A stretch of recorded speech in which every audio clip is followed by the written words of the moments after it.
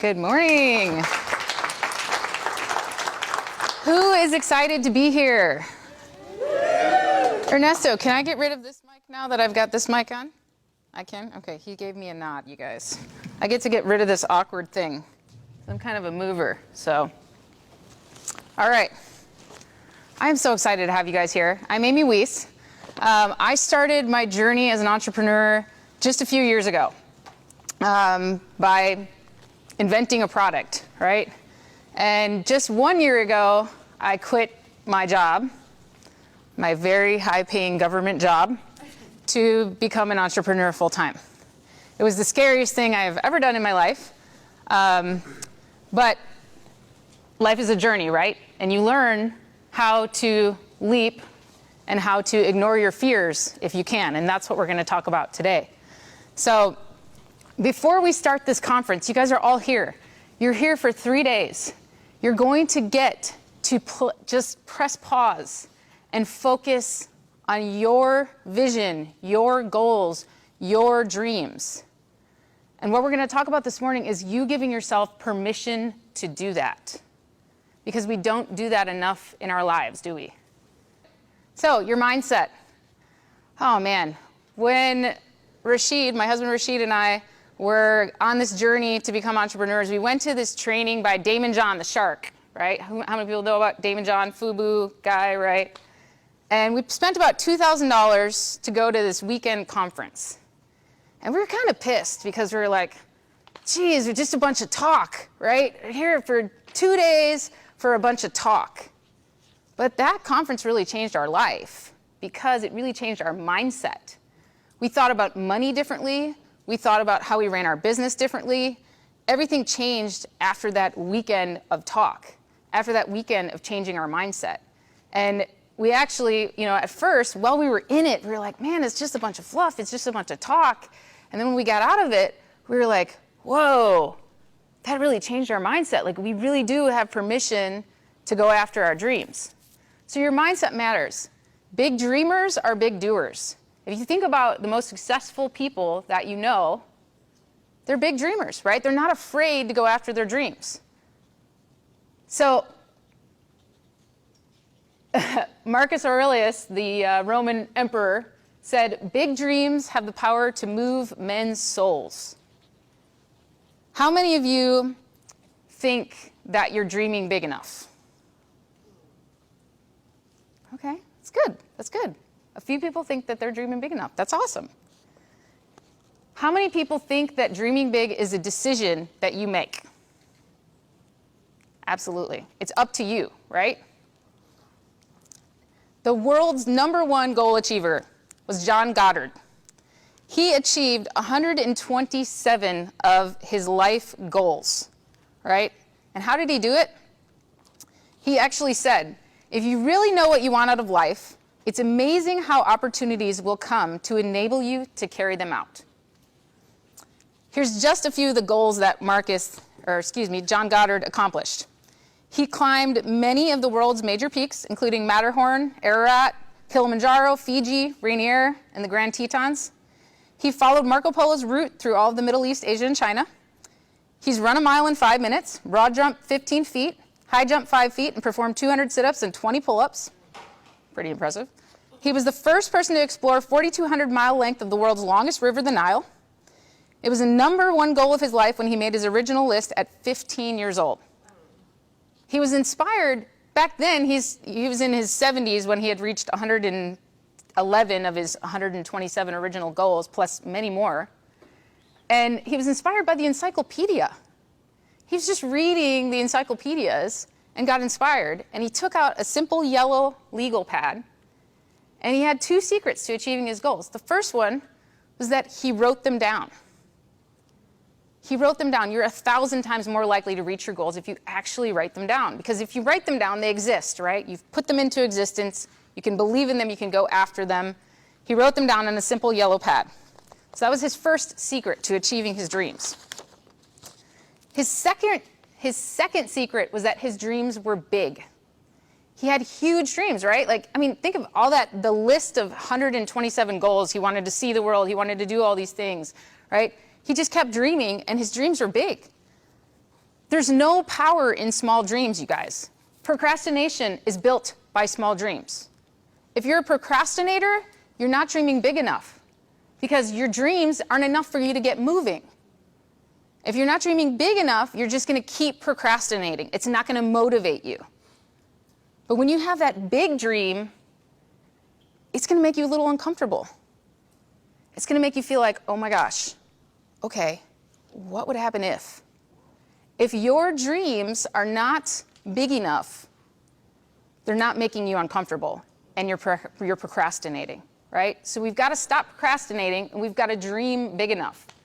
All right, we've got to dream uncomfortable dreams. Achieving big goals requires you to become a bigger person. You must develop new habits, abilities, skills, and attitudes. You have to stretch yourself in order to be stretched, right? Big goal achievers start with lifetime goals. How many people here have lifetime goals? Things that you want to accomplish in your lifetime. And do you have them written down? Awesome. That's awesome. What do you stand for? What would you want people to say about you after you're gone? What sort of legacy do you want to leave behind? What are your values and your moral and ethical beliefs? Let these things push you forward. Let them shape your life in a positive and powerful way. You need to have a purpose to your life, right? That we're all here for a reason. That purpose is what drives you forward. So when your purpose is backed by a burning desire, it takes on a life of its own. Purpose plus desire can be translated into reality. If you adopt a definite purpose, then stand firmly on that purpose, it easily and naturally becomes an all-consuming obsession. All right?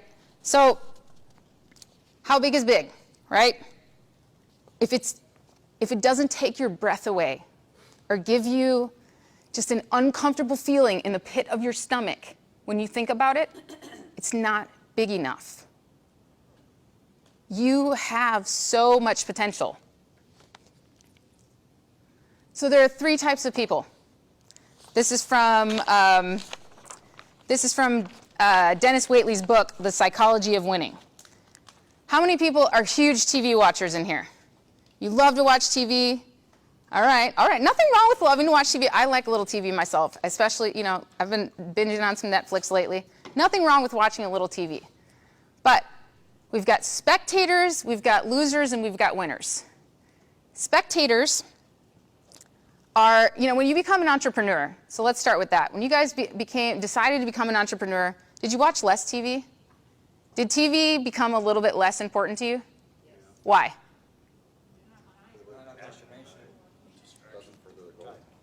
Exactly. It's less relevant to you, right? You're not, those people are doing their thing and you're trying to do your thing, right? So I like to watch a little TV sometimes, but as you start chasing your own dreams, you're going to have a problem watching other people achieve theirs.